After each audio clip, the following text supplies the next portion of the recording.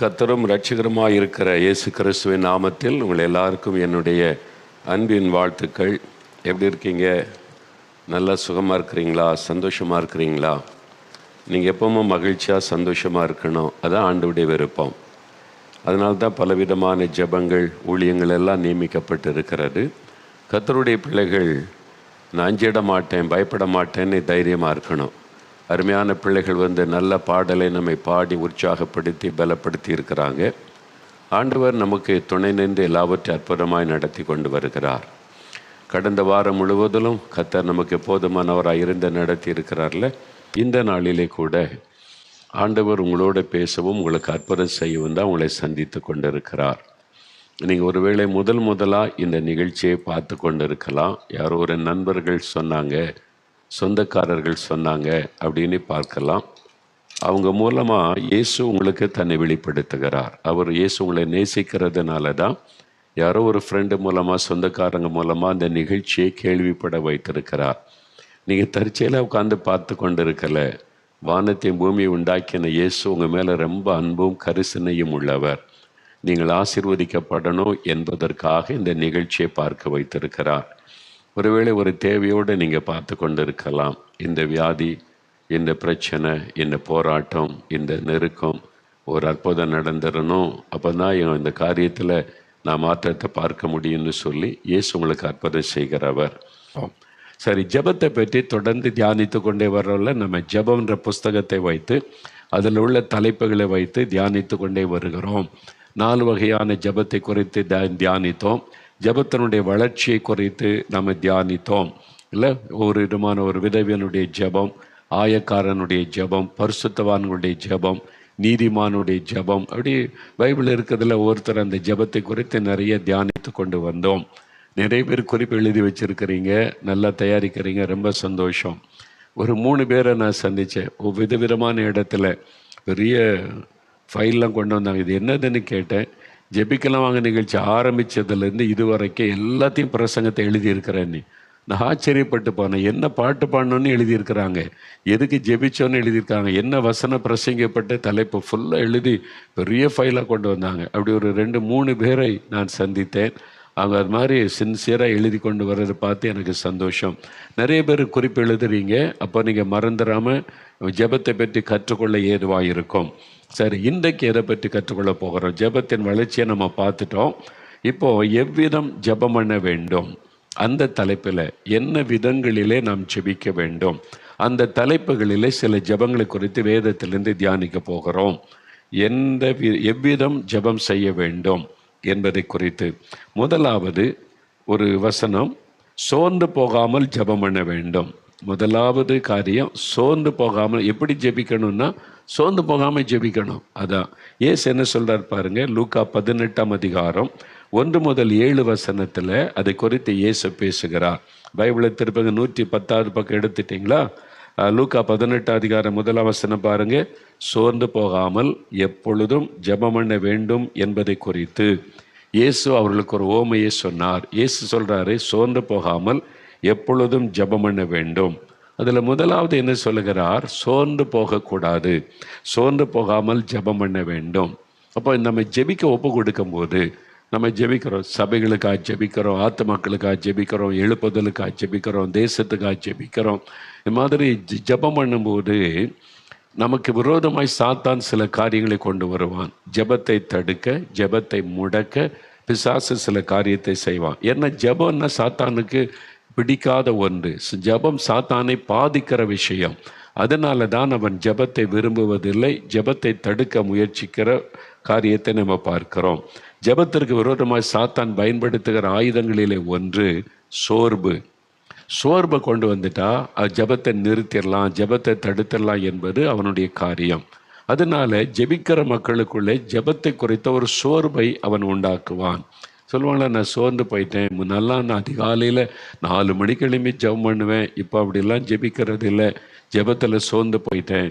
முன்னெல்லாம் நான் 2 மணி நேரம் 3 மணி நேரம் ஜெபிப்பேன், இப்போ பாருங்கள் அப்படிலாம் என்னால் ஜெபிக்க முடிவதில்லை, ஜெபத்தில் சோர்வு.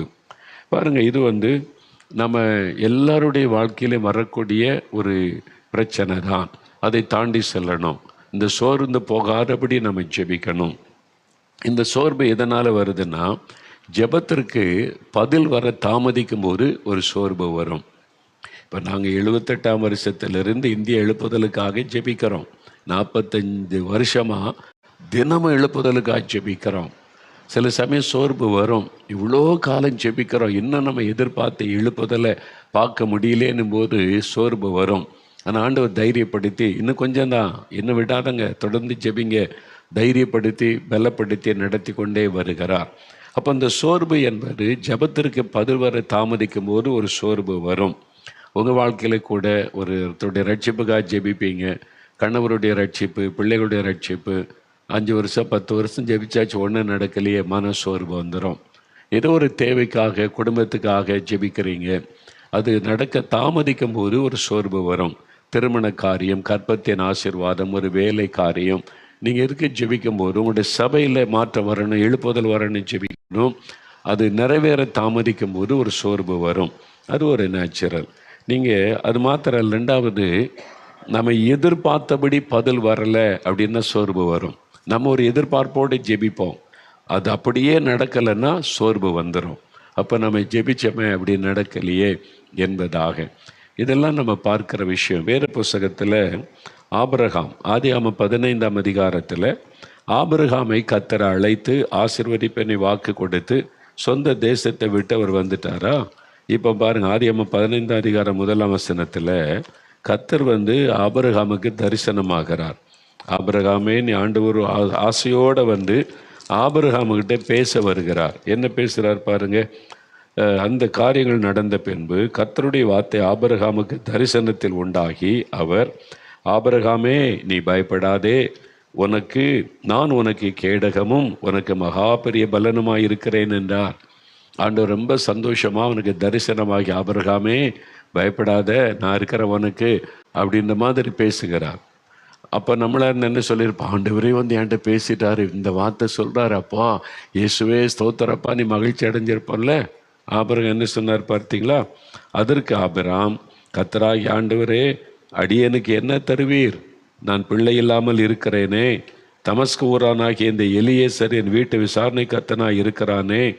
தேவரீர் எனக்கு புத்திர சந்தானம் அருளவில்லை. நீங்கள் வாக்கு கொடுத்தீங்கல்ல, புத்திரன் தருவேன், குழந்தை தருவேன், நீ தரலையே.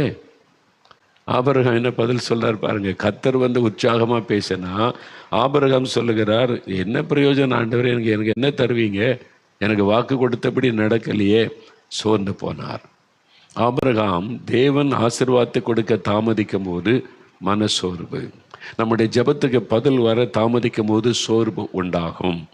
அந்த ஆண்டவர் சொல்றாரு, சோர்ந்து போகாமல் நீங்கள் ஜெபிக்கணும். தாமதம் ஏற்படுகிறதுன்னு ஜெபத்தை நிறுத்திடக்கூடாது, சோர்ந்து போகக்கூடாது, தொடர்ந்து ஜெபிக்கணும். பாருங்க, 45 வருஷமாக ஜெபிக்கிறோம், விட்டு விடவில்லை, இன்னும் அதிகமாக ஜெபிப்போம், இன்னும் அதிகமாக ஜெபிப்போம்னு ஜெபத்தை அதிகப்படுத்துகிறோம். அப்போ சோர்ந்து போகாமல் நம்ம எப்போவுமே ஜெபிக்கணும்.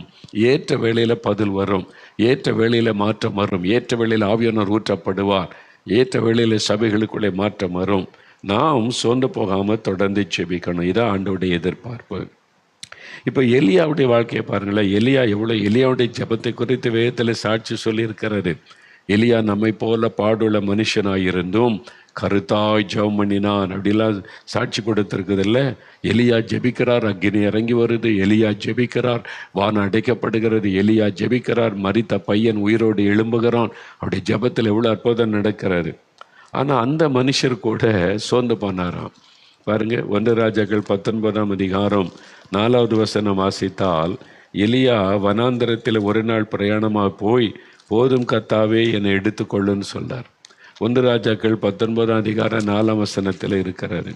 போதும் கர்த்தாவே என்னை எடுத்துக்கொள்ளும், என் பிதாக்களை காட்டில நான் நல்லவன் அல்ல என்பதாய் பேசுகிறார். என்ன எலியா எப்படி பேசுகிறாரு? வைராக்கியமாக கர்த்தர் தெய்வமாக, பாகால் தெய்வமானு சவால் விட்டார். ஜெபம் பண்ணும்போது அக்கினி இறங்கி வந்தது. அவர் ஜெபிச்சா மரித்த பையன் உயிரோடு எழும்புறான். எவ்வளோ வல்லமையான காரியம் நடந்தது. இப்போ என்னடா நான் எடுத்துக்கொள்ள ஆண்டவரேன்னு சொல்கிறாரு. சோர்ந்து போயிட்டார். ஏன்? எலியா ஜெபித்தபடி, எதிர்பார்த்தபடி காரியம் நடக்கலை.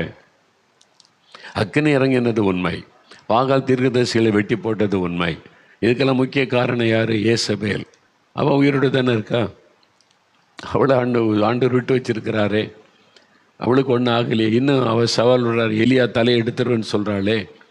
எலியாவுக்கு அது சோர்வு வந்து விட்டேன். என்ன ஆண்டவரை இவ்வளோ ஜெபம் பண்ணேன், நீங்கள் கரெக்டாக முடிக்கலையே காரியத்தை, அக்னி இறக்குனீங்க, நீங்கள் தான் தெய்வனை நிரூபிச்சிங்க, பாகால் தீர்த்தத்தில் வெட்டி போட உதவி செஞ்சீங்க, இப்போ மக்கள்லாம் மனம் திரும்பிட்டாங்க, கீ பர்சனை விட்டுட்டீங்களே.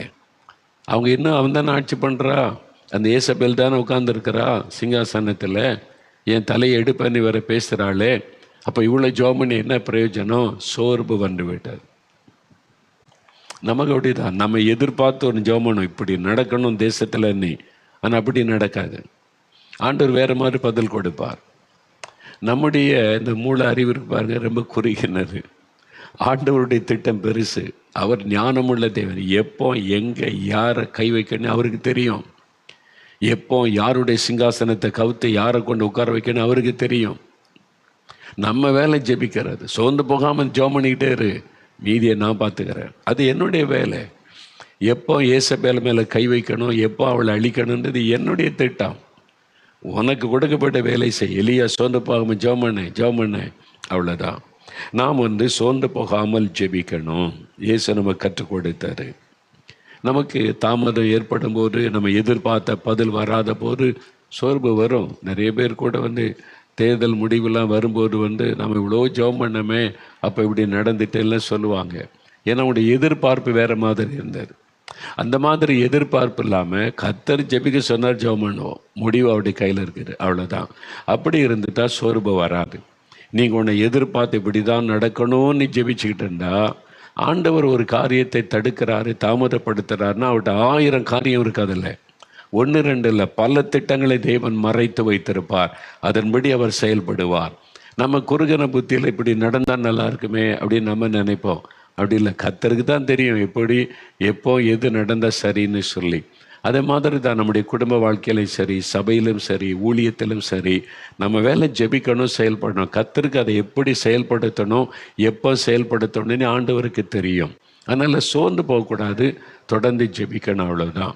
அதனால் சோர்ந்து போகாமல் எப்பொழுதும் நம்ம ஜெபிக்கணும். சரியா? ஓரல் ராபர்ட் என்கிற ஊழியக்காரர் அமெரிக்காவில் இருந்தார். அவர் கை வைத்து ஜெபிக்கும் போது எப்பேற்பட்ட வியாதியஸ்தர் சுகமாவாங்க.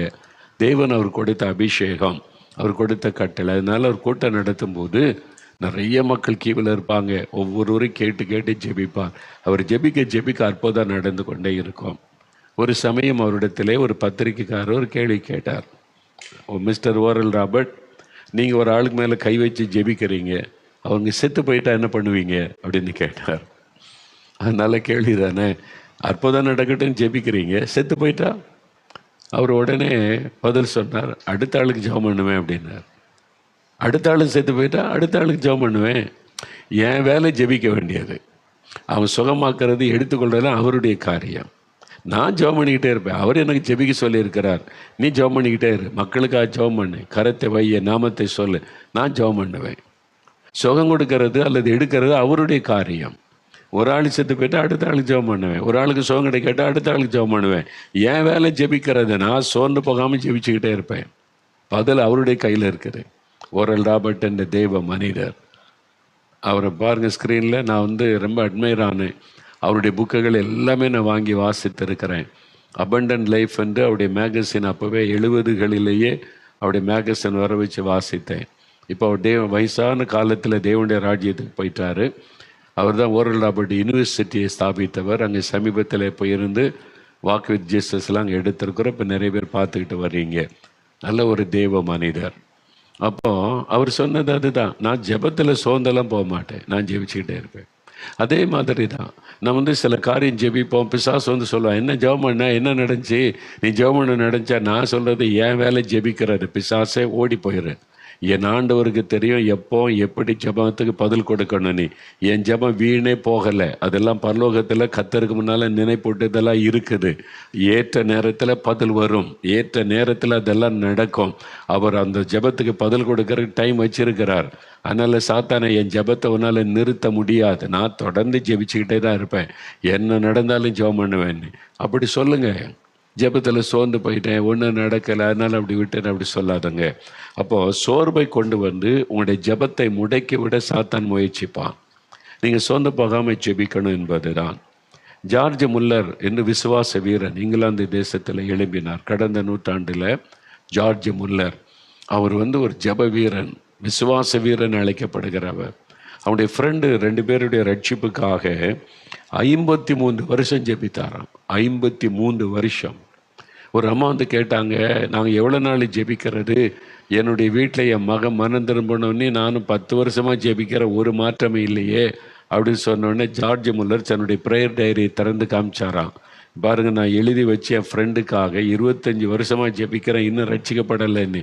ஐயோ, நீங்கள் 25 வருஷமாக ஜெபிச்சு ஒன்று ரட்சிக்கப்படலையா? ஆமாம், நான் தொடர்ந்து ஜெபிச்சுக்கிட்டே இருக்கேன், கர்த்தர் ரட்சிப்பார் அப்படி. பாருங்கள், தன்னுடைய நண்பருக்காக அவர் 53 வருஷம் ஜெபித்தாராம். ஒருத்தர் அவர் மரணத்திற்கு பிறகு ரட்சிக்கப்பட்டார் என்று சரித்திரம் சொல்லுகிறது. நம்முடைய வேலை ஜெபிக்கிறது, சோர்ந்தே போகக்கூடாது, ஜெபிச்சுக்கிட்டே இருங்க. எதுக்கு உங்கள் சபைக்காக ஜெபிக்கிறீங்களா? உங்கள் கிராமத்துக்கு ஜெபிக்கிறீங்களா? உங்கள் பட்டணத்துக்கு எழுப்புதலுக்கு ஜெபிக்கிறீங்களா? தேசத்துக்கு ஜெபிச்சுட்டு நாட்டில் நடக்குது எல்லாம் நம்ம ஜெபிக்கிறதுக்கு மாறாக நடக்குதெல்லாம் நினைக்காதுங்க. அப்படின்ற நேரத்துக்குள்ள தலைகளாக மாறிடும். பயப்படாதங்க. ஒரு ராத்திரிக்குள்ள சூழ்நிலை தலைகளாய் கர்த்தர் மாற்ற முடியும். அதனால் தொடர்ந்து நம்ம ஜெபிக்கணும். அதுதான் அறிந்தோம். அப்போ சோர்ந்து போகாமல் ஜெபம் பண்ணணும். சொல்லுங்கள், நான் சோர்ந்து போக மாட்டேன், நான் சோர்ந்து போகாமல் ஜெபிப்பேன். இயேசுவே, நீர் சொன்னபடி நான் சோர்ந்து போகாமல் ஜெபம் பண்ணுவேன் அப்படி சொல்லணும். செபத்தில் சோர்வை கொண்டு வருகிற பிசாசை இயேசுவை நாமத்தில் உன்னை கடிந்து கொள்றேன்னு சொல்லுங்கள், கடிந்து கொள்ளுங்க. அவ்வளோதான், சோர்வு மாறிடும். 2வது வசனம் என்ன சொல்லுது? லூக்கா 18:1 மறுபடியும் பாருங்கள். லூக்கா 18:1 இயேசு என்ன சொல்லுகிறார்? சோர்ந்து போகாமல் எப்பொழுதும் ஜெபம் பண்ண வேண்டும். Pray always. எப்பொழுதும் ஜெபிக்கணும். சோர்ந்து போகாமல் ஜெபிக்கணும்னு சொல்கிறது நல்லா இருக்குது, ஓகே. எப்பொழுதும் ஜெபிக்கணும்னா 24 மணி நேரம் ஜெபிக்கணுமா? ஜெபிக்கணும். அதான அர்த்தம். எப்பொழுதும் ஜெபிக்கணும். இயேசுவே சொல்கிறாரு, எப்பொழுதும் ஜெபம் பண்ண வேண்டும். Pray always. அப்படின்னா எப்பொழுதும் ஜெபிக்கிறதுன்னா இப்படி எப்பவுமே ஜெபிச்சுக்கிட்டே இருக்க முடியுமா? இயேசு சொன்னார் எப்பொழுதும் ஜெபம் பண்ணணும். அதை உறுதிப்படுத்துகிற வண்ணமாய் பவுல் சொல்லார் பாருங்க. 1 தெசலோனிக்கேயர் 5:17 பைபிளை புரட்டுங்க. 1 தெசலோனிக்கேயர் 5:17 பாருங்க. இது புதிய ஏற்பாட்டில் 282 பக்கம்.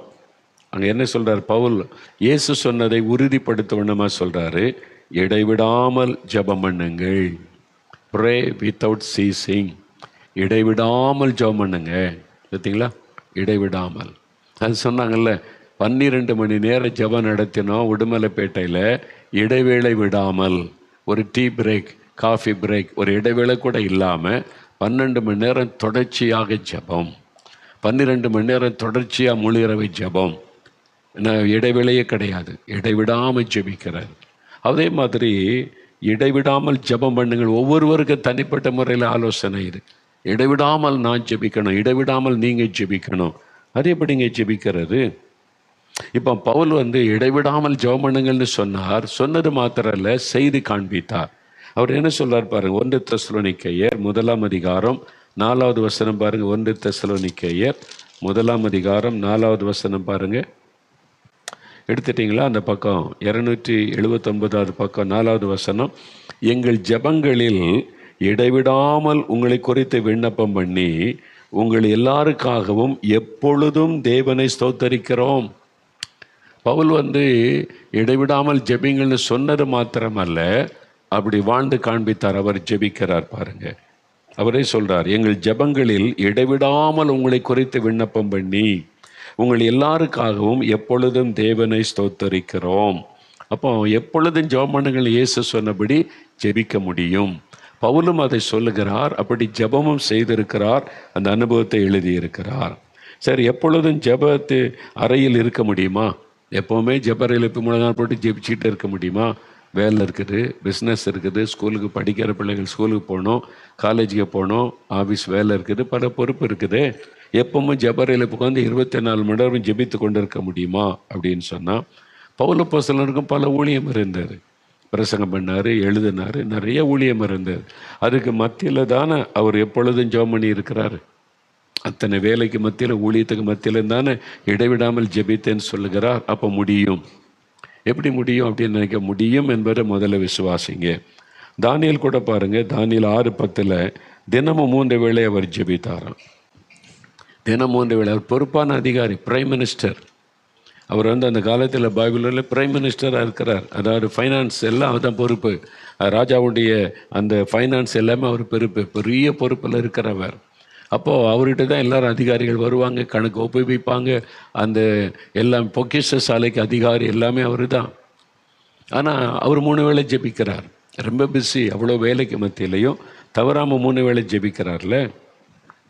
அப்போ சில இந்த பைபிள் காலேஜில் படிச்சிருப்பாங்கல்ல, பைபிள் காலேஜ், நானும் பைபிள் காலேஜ் படித்தேன். படிக்கிறது தப்பு கிடையாது, டிகிரி வாங்குறது தப்பு கிடையாது, நான் குறை சொல்ல நினைக்கக்கூடாது, பட் தப்பு கிடையாது. என்ன ஆண்டவர் போய் சொன்னார், பைபிள் காலேஜுக்கு போய் 3 வருஷம் படித்தேன். ஆமாம், 3 வருஷம் படித்த பிறகு இன்னொரு வருஷம் படித்த டிகிரிலாம் வாங்கலாம், உனக்கு வேண்டாம் அதெல்லாம், பைபிளை கற்றுக்கொண்டே வா ஊழியத்துக்குன்னு கூப்பிட்டாரு. நான் வந்து எல்லாமே அறகுறை, நான் எல்லாமே அறகுறை. காலேஜ்லேயும் பிகாம் 6 மாதம் தான் காலேஜ் படித்தேன், ஊழியத்துக்கு வாங்கி கூப்பிட்டாரு, விட்டுட்டு வந்துட்டேன். பைபிள் காலேஜில் போய் சொன்னார், 3 வருஷம் படித்தேன், வா போதும், படித்து முடித்து பட்டெல்லாம் உனக்கு தேவையில்லை, காமா அப்படின்ட்டாரு. ஆனால் நமக்கு டாக்டர் பட்டம் கொடுக்க நிறைய பேர் முயற்சி பண்ணுறாங்க. அது அவங்களுடைய விருப்பம். டாக்டர் பட்டம் கொடுக்க முயற்சி பண்ணி உங்களை தான் தெரிந்து கொண்டோம், வாங்க டாக்டர் பட்டம் அப்படின்னு. நான் அதுக்கு தகுதி உள்ளவனாய் நினைக்கல. நான் சொன்னேன், நான் அதுக்கு தகுதி கிடையாது, என்னை விட்டுருங்க. இன்னும் ஆண்டவர் சொன்ன வேலையெல்லாம் செஞ்சு முடிக்கலை. எவ்வளோ பேருக்கு சுவிசேஷம் இருக்குது, அதையே செஞ்சு முடிக்கலை, அறகுறையாக நிற்கிறேன். எப்படி டாக்டர் பட்டம் வாங்கன்னு சொல்கிறீங்க? இன்னும் செய்து முடிக்க வேண்டிய வேலை நிறையா இருக்குது, நான் தகுதியில், அதுக்கான தகுதியான ஆட்களுக்கு கொடுங்கன்னு சொல்லிட்டேன் நான். ஆமாம், ஒரு வெளிநாட்டுக்கு போயிருந்தேன்னா அங்கே ஒரு ஃபாரினர் மீட்டிங் போகிறோம், சொல்கிறாங்க கிளம்புறேன் ஆஃபீஸில் சொல்ல, உங்களுக்கு டாக்டர் பட்டம் கொடுக்க போகிறாங்கண்ணா. யாருக்குண்ணே? உங்களுக்கு தான். எங்கே? இன்னைக்கு கூட்டத்தில். நாங்கள், எனக்கு யார் டாக்டர் பட்டம் கொடுக்குறா? ஒருத்தர் வந்திருக்காரு, உங்களை பற்றி கேள்விப்பட்டு விசாரிச்சுட்டு, அவர் ஒரு வெள்ளைக்காரர் ஃபாரினர் வந்திருக்கார். அவர் எல்லாம் ட்ரெஸ்ஸு கொண்டு வந்திருக்காரு, தொப்பி கொண்டு வந்திருக்கிறாரு, பேரில் அடித்து சர்டிஃபிகேட்லாம் கொண்டு வந்திருக்கிறாரு, உனக்கு கொடுக்க போகிறாங்களே. இது வரைக்கும் எனக்கு தெரியாது, ஸ்டேஜில் போய் மீட்டிங் நடத்தணும், இன்னைக்கு கொடுக்க போகிறாங்களா? ஆமான்னு சொன்னாங்க. உண்மையில் ஆஸ்திரேலியா போயிருக்கும் போது அப்போ நான் போய் உட்காந்துருக்கேன். அவர் வந்து அவர் யாருன்னே எனக்கு தெரியாது, ஃபஸ்ட் டைமாக வந்து பார்க்குறேன். அதுக்குள்ளே வந்து டாக்டர் பட்டம் கொடுக்குறக்கு எல்லாம் எடுத்து வச்சுருந்தேன். நான் சொன்னேன், தயவுசெய்து என்னை விட்டுருங்க, நான் இதுக்கு தகுதி உள்ளவனே இல்லை. இந்த பட்டம் நான் காலேஜ் படிக்க பட்டமே எனக்கு வேண்டான்ட்டார் ஆண்டவர், வந்து ஊழியம் செய்யடான்ட்டார். எனக்கு அதுக்கு வந்து சம்மந்தம் கிடையாது, தயவுசெய்து விட்டுருங்க. அதனால் உங்களுடைய அன்புக்காக நன்றி, இதை நான் ஏற்றுக்கொள்ள முடியாதுன்னு சொல்லி மறுத்துட்டேன். அவர் கொஞ்சம் வருத்தம் தான், அதுக்கு நான் என்ன செய்ய முடியும்? நான் எஜமான் சொல்கிறது தானே கேட்க முடியும். காலேஜ் பட்டமே வேண்டான்னு சொன்ன ஆண்டவர் டாக்டர் பட்டம் வாங்கிக்கன்னு சொல்லுவாரா? அது நமக்கு இருக்குது. அதெல்லாம் பெரிய பெரிய ஆட்களுக்கு கொடுக்கட்டும். நம்ம அறகுறை ஆட்கள், இன்னும் செய்து முடிக்க வேண்டிய வேலை நிறையா இருக்குது. 145 கோடி மக்கள் இருக்காங்க, உத்தரவாதம் இருக்குது. அதையில் நம்ம இன்னும் செய்யலையே, ஆண்டவர் சொன்ன வேலைகளே முழுமையாக செய்யலை. அப்புறம் இப்படி பட்டம், பரலோகத்தில் போகும்போது அவர் ஒரு வார்த்தை சொல்லணும். ஒரு பட்டம் கிரீடெல்லாம் எனக்கு ஞாபகமே இல்லை. பவுல் சொல்கிறார் கிரீடம் கொடுப்பாருன்னு, ஆனால் எனக்கு அந்த ஆசைலாம் இல்லை. ஒரு வார்த்தை கேட்கணும் அவர்கிட்ட, நல்லது உண்மையும் உத்தமான ஊழியக்காரனே, நீ வந்து கொஞ்சத்தில் உண்மையாக இருந்தால் எஜமானுடைய சந்தோஷத்தில் பிரவேசி. அந்த ஒரு வார்த்தை கேட்க தான் நான் ஊழியம் செய்கிறேன், வேறு எனக்கு ஆசையே கிடையாது. பரலோகத்தில் போனால் வலது பக்கம் இடம், இடது பக்கம் இடம், ஆளுகை செய்யணும், கிரீடம் கிடைக்கும், அந்த சிந்தையே எனக்கு இல்லை. எனக்கு எங்கள் அப்பாவுடைய விருப்பத்தை நிறைவேற்றணும். இயேசு கிறிஸ்து என்னுடைய தகப்பன், என்னை நான் சாக கடந்து எனக்கு உயிர் கொடுத்தவர். அவர் என்ன சொல்கிறாரோ அதை செய்யணும், அவர் விருப்பத்தை நிறைவேற்றணும், அவர் ஆசையை செய்து முடிக்கணும். அதுதான் என்னுடைய ஒரே நோக்கம். அதுதான் நான் செய்து கொண்டு இருக்கிறேன். வேறு ஆசை எனக்கு கிடையாது. அதில் பேர் வேணும், புகழ் வேணும். அதனால தான் யார் திட்டினாலும் எனக்கு பெருசாக தெரியாது, புகழ்ந்தாலும் பெருசாக தெரியாது. ஆண்டவர் சொல்லி கொடுத்தாரு, ஒரு கூட்டம் புகழும் ஒரு கூட்டம் இகழும், ரெண்டுக்குமே செவி கொடுக்காத, இருதயத்தில் ஏற்றுக்கொள்ளாத, இந்த காலை வாங்கி இந்த காலை விட்டுட்டு போய்கிட்டே இருன்னு சொல்லி. அப்படி தான் இன்றைக்கி வரைக்கும் நடக்கிறேன். அதனால் புகழ்ந்தாலும் எனக்கு பிடிக்காது, நான் ஏற்றுக்கொள்றதில்லை, இகழ்ந்தாலும் ஏற்றுக்கொள்றதில்லை. அதனால் அப்படி இங்கே பாருங்கள், பவுல் அப்போஸ்தலன் வந்து அவருக்கு தான் பட்டம் கொடுக்கணும். எப்படி சாதித்த மனிதர் அவர், கண்டங்களை அசைத்திருக்கிறார் இயேசுவுக்காக. என்ன மாதிரி அவர் கூட நின்று பார்த்தா அவர் பக்கத்தில் போய் நிற்க நமக்கு அருகதை கிடையாது. அப்படி செஞ்சிருக்கிறார் பவுல் அப்போஸ்தலன். அவர் சொல்கிறார், இடைவிடாமல் ஜெபம் பண்ணுங்கன்னுட்டு அவர் ஜெபித்திருக்கிறார். நான் ஜெபிக்கிறேன் அப்படின்னு சொல்கிறார். ஊழியக்காரங்க கற்றுக்கொள்ளணும், தயவு செய்து நீங்கள் பாஸ்டராக இருக்கலாம், சுவிசேஷம் யாராக இருந்தாலும் இடைவிடாமல் ஜெபிக்கணும். பவுல மாதிரி அதை பழகுங்க. சும்மா வெளிநாட்டில் அமெரிக்கா ஊழியம் செய்கிறாங்க, ஃப்ளைட் வாங்கணும், இது வாங்கணும், விசுவாசம் இதெல்லாம் விட்டுட்டு பவுல் மாதிரி மாறணும்னு ஆசைப்படுங்க. அவர் மாதிரி ஜெபிக்கணும், அவர் மாதிரி சுவிசேஷம் அறிவிக்கணும், அவர் மாதிரி ராஜ்யத்தை கட்டணும் இயேசுக்காக. அப்படி தயவு செய்து அவர்கிட்ட கற்றுக்கொள்ளுங்க. சும்மா அமெரிக்க ஊழியக்காரங்களை பார்க்காதுங்க. அந்த நாட்டுக்கு அவங்க கரெக்டு, நம்ம நாட்டினுடைய ஊழியம் வேற. அதை புரிந்து கொள்ளுங்க தயவு செய்து. அந்த மாதிரி டான்ஸ் இதெல்லாம் வச்சுட்டு தேவனுடைய ராஜ்யத்தை கட்ட முடியாது. கொஞ்சம் விசில் அடிக்கிற கூட்டத்தை சேர்க்கலாம், விசில் அடிக்காம கூட்டம்னு சொல்லுவாங்க அந்த காலத்தில். அந்த மாதிரி சேர்க்கலாமே தவிர தேவனுடைய ராஜ்யம்லாம் கட்ட முடியாது. பவுலை பின்பற்றுங்க, அவர் சொன்னபடி நடங்க, தேவனுடைய ராஜ்யத்தை கட்டலாம். இடைவிடாமல் ஜெபம் பண்ணுங்க. அவர் சொல்கிறார்ல, அவர் ஜெபிச்சிருக்கிறார் பார்த்தீங்களா, இடைவிடாமல் அவர் ஜெபிச்சிருக்கிறார். இந்த பைபிள் காலேஜில் படித்த ஸ்காலர்ஸ்லாம் இருப்பாங்கள்ல, பெரிய ஆட்கள், தப்பில்லை. சிலர் நல்லா படித்து நல்லா பைபிள் டீச் பண்ணுவாங்க. அது நல்ல பைபிள் டீச்சர்ஸ் பாரு, பெரிய பெரிய ஊழியர்கள்லாம் பைபிள் காலேஜில் படித்தவங்க, தப்பு கிடையாது. பாஸ்டர் மோகன் எடுங்க, பாஸ்டர் கல்யாணகுமார் எடுங்க, அவங்களாம் டீச்சிங் பண்ண அப்படி இருக்கும். ஏன்னா அவங்க படிச்சிருக்கிறாங்க. இதெல்லாம் அது தப்பு கிடையாது. பைபிள் காலேஜில் படிங்க, அதில் பெருமை பார்க்குறதுக்கு ஒன்றும் இல்லை, கற்றுக்கொள்கிறது அவ்வளோதான். இப்போ அந்த பைபிள் காலேஜில் படித்த ஸ்காலர்ஸ்லாம் ஒரு வீட்டில் கூடி அவங்க ஒரு பேசி கொண்டிருந்த போது இந்த வசனத்தை வச்சு பேசினாங்களாம். இடைவிடாமல் எப்படி ஜெபிக்க முடியுமா? இயேசு சொன்னார், இடைவிடாமல் ஜெபம் பண்ணுங்க, எப்பொழுதும் ஜெபம் பண்ணுங்கன்னு சொல்லியிருக்கார். அப்படி முடியுமா? ஒரு நாளில் 24 மணி நேரம் ஜெபிச்சுக்கிட்டே இருக்க முடியுமா? அது முடியாது அப்படின்னு அவங்களாம் பேசும்போது, அந்த வீட்டில் கூட்டி பெருக்குவாங்கல்ல, வேலை செய்வாங்க, சமையல் பண்ணுவாங்க, கூட்டி பெருக்குவாங்க ஒரு அம்மா. அந்த அம்மா இதை கவனிச்சுக்கிட்டே இருந்தாங்க. இவங்கெல்லாம் உட்காந்து பேசுகிறாங்க, பைபிளை தியானிக்கிறாங்க. அப்படி இடைவிடாமல் ஜெபிக்க முடியுமா? முடியாது, அதெல்லாம் கஷ்டம், இயேசு சொன்னபடியெல்லாம் ஜெபிக்க முடியாது அப்படின்னு. அப்போது இந்த அம்மா சொல்கிறாங்க முடியும் அப்படின்றாங்க. வீட்டு வேலை செய்கிற அம்மா பைபிள் காலேஜில் படித்த ஆட்டை சொல்கிறாங்க என்ன முடியாது? முடியாத ஒன்று இயேசு சொல்லுவாரா? முடியும். அது எப்படி முடியும்? ப்ராக்டிக்கலாக சொல்லுங்கன்னா, இப்போ நான் இந்த வீட்டில் வேலை செய்கிறேன், நான் பெருக்கும்போது இந்த வீட்டை சுத்தம் பண்ணுற மாதிரி இயேசுவே என் உள்ளத்தை சுத்தப்படுத்தும், என் வாழ்க்கையை சுத்தப்படுத்தும்னு என் பரிசுத்தத்துக்காக ஜெபிச்சுக்கிட்டே வேலை செய்வேன். நான் போய் கிச்சனில் போய் அடுப்புக்கிட்ட நிற்கும் போது, நெருப்பு பற்ற வைக்கும்போது அந்த அனல் வீசல, ஆண்டவரே இந்த நெருப்பை மாதிரி எப்பவுமே எனக்குள்ள ஆவியானவர் கொழுந்து விட்டு எரியணும், நான் எப்பொழுதும் ஃபயராக இருக்கணும், ஆவியானுடைய வல்லமையில் நிறைந்து அக்னியாக நான் எப்பவுமே இருக்கணும் அப்படின்னு ஜெபம் பண்ணுவேன். அதே மாதிரி ஒவ்வொரு துணி துவைக்கும் போது அந்த அழுக்கெல்லாம் போதலாத மாதிரி என்னுடைய சிந்தனையை கழுவி சுத்தம் பண்ணும், என் கண்களை பரிசுத்தப்படுத்தணும்னு ஜெபம் செய்வேன். அப்படி ஒவ்வொரு வேலை செய்யும் போதும் நான் ஆகாரம் சமைச்சு ஆகாரம் கொண்டு வந்து பரிமாறும்போது, ஆண்டவரே நான் ஆவிக்குரிய அப்பத்தை, இயேசுவாகி அப்பத்தை எல்லா ஜனங்களுக்கும் கொடுக்கணும், அதுக்கு எனக்கு உதவி செய்யணும்னு ஜெபம் பண்ணுவேன். ஒவ்வொன்றுக்கும் நான் ஜெபம் பண்ணுவேன். ஒவ்வொரு வேலை செய்யும் போதும் ஜெபம் பண்ணிக்கிட்டே இருப்பேன். முடியும். நீ என்ன வேலை செய்தாலும் ஜெபித்து கொண்டே செய்ய முடியும். பிஸ்னஸ் பண்ணாலும் ஜெபித்து கொண்டே செய்ய முடியும். அந்த அம்மா டீச் பண்ணுறாங்க. ஆமாம், உண்மை தானே அப்படின்னு. இப்போ உதாரணத்துக்கு பாருங்களேன், உங்கள் குழந்தைக்கு சுகம் இல்லை.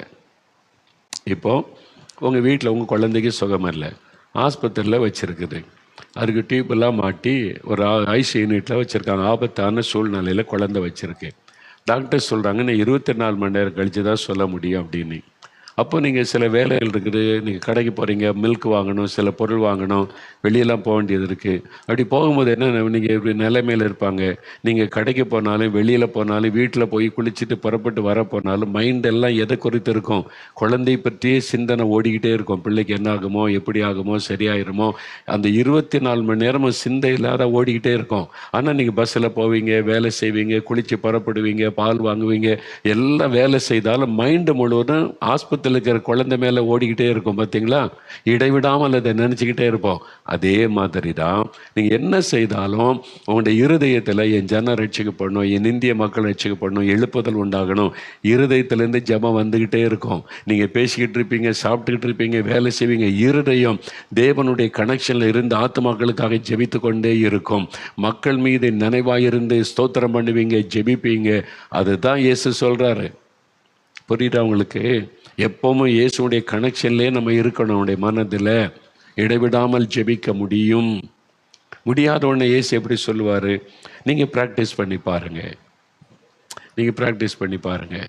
இப்போ நான் ட்ராவல் பண்ணாக்கி, ட்ராவல் ஆரம்பிக்கும்போது காரில் ஏறி உட்கார்ந்தா ஜெபம் பண்ணுவோம். பிரயாணத்துக்கு ட்ராவல் பண்ணும்போது ஒரு கிராமத்தை பார்த்தா அந்த கிராமத்துக்காக ஜெபம் பண்ணுவேன். ஆண்டவரே, இந்த கிராமத்தில் இருக்கிற மக்கள் ரட்சிக்கப்படணும், சபைகள் உயிர் மீட்சி அடையணும், இங்கே இருக்கிற பிசாசின் கிரிகள் அழிக்கப்பட்டு மக்கள் விடுதலையாகணும், ஜெபம் பண்ணுவேன். அப்புறம் துதித்து கொண்டே போகிறது. அடுத்த பட்டணத்துக்கு, கிராமத்தை பார்த்தோன்னே ஜெபம் பண்ணுவேன். பட்டணத்தை பார்ப்போம். ஒரு சிட்டியை தாண்டும் போது அந்த பட்டணத்துக்காக இந்த சிட்டியை கிடைக்க வரைக்கும் சில நிமிட நேரம் ஜெபம் பண்ணுவேன். நான் சென்னைக்கு பிரயாணப்பட்டு போகிறேன்னா சென்னையை நெருங்கும் போது சென்னையில் உள்ள காரியங்களுக்காக அங்குள்ள பாஸ்டர்ஸுக்காக ஜெபிப்பேன். மிஷினரி ஸ்தாபனங்களுக்காக ஜெபம் பண்ணுவேன். ஊழிய ஸ்தாபனங்களுக்காக ஜெபம் பண்ணுவேன். அங்கே இருக்கிற காலேஜ், அங்கே இருக்கிற ஸ்கூல், வாலிபர்கள் ஒவ்வொன்றுக்காக அப்படியே ஜெபிக்க ஆரம்பித்தா ஜெபம் வந்துக்கிட்டே இருக்கும். நம்ம பார்த்துக்கிட்டே இருப்போம். ஈவன் பேப்பர் வாசிக்கிட்டே இருப்போம். மனசில் ஜெபம் ஓடிக்கிட்டே இருக்கும். நம்ம ஆட்கள் வந்து நம்மகிட்ட பேசுவோம், காஃபி வாங்கி கொடுக்கட்டுமா? சரி, காஃபி குடிச்சிக்கிட்டே இருப்போம். மனசில் ஜெபம் ஓடிக்கிட்டே இருக்கும். நீங்கள் செஞ்சு பாருங்கள், உங்களால் ஜெபிக்க முடியும். நம்ம அப்படி தான் ஃப்ளைட்டில் ஏறி உட்காந்தா நான் ஏறி உட்கார்ந்த உடனே பைலட்டுகளுக்காக ஜெபம் பண்ணுவேன். அந்த பைலட்டுக்கு மட்டும் இல்லை, உலகம் எங்கும் இருக்கிற பைலட்ஸ் மத்தியில் எழுப்புதல் வரணும், பைலட்ஸ் ரட்சிக்கப்படணும், பைலட்ஸ் மத்தியில் ஜெபக்குழு வரணும், பைலட்ஸ் ரட்சிக்கப்படணும் ஆண்டவரேன்னு கொஞ்சம் நேரம் ஜெபம் பண்ணுவேன். ஏர் ஹோஸ்டர்ஸ் வருவாங்க, தண்ணி கொடுப்பாங்க, ஹெல்ப் பண்ணுவாங்கல்ல. எத்தனை லட்சம் பேர் இருக்காங்க உலகம் முழுதும்.